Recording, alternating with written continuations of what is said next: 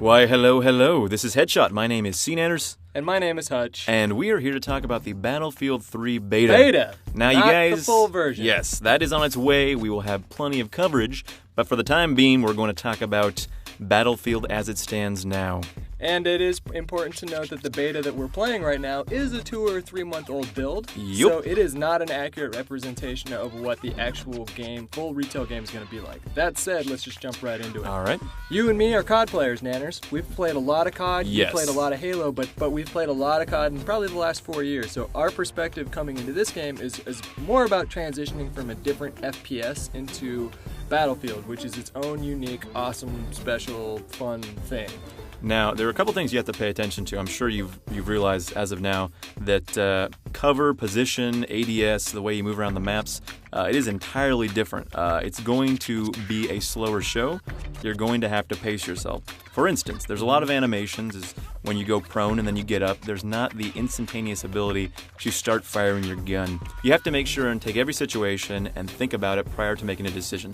You can't run in guns blazing, and you have to pace yourself. And the COD player in me definitely wants to, just like you said, if I'm from a prone position, just pop up and shoot at the same time as I'm popping up. And in Battlefield 3, you got to respect those animations, because a lot of those animations, reload or switching weapons, take like 1 or 2 seconds, and it's just really hard to be twitchy in that moment. You have to slow yourself down and mold yourself to Battlefield sort of structure and pacing.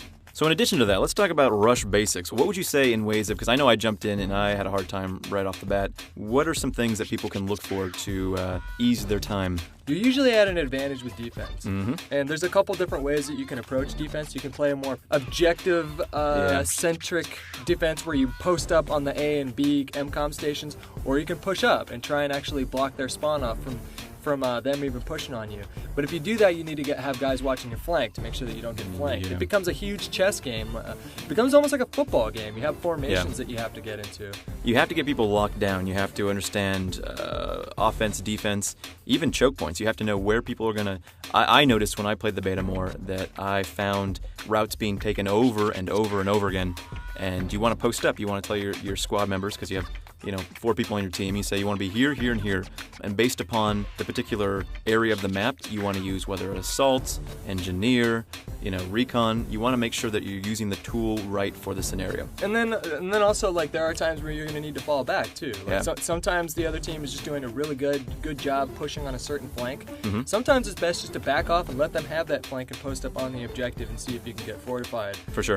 But I'm glad you talked about sticking with your squad, because that is you can immediately notice how important that is. If you're not in a squad, then you can't spawn on your teammate. You're forced to spawn in either a mobile spawn point if someone has set those up, or you can spawn at the very back of the map and it's going to take you forever. So squatting up is really important just for the spawning alone. And also, in addition to your squad, you want to make sure, like I said earlier, pick the kit that works for the scenario.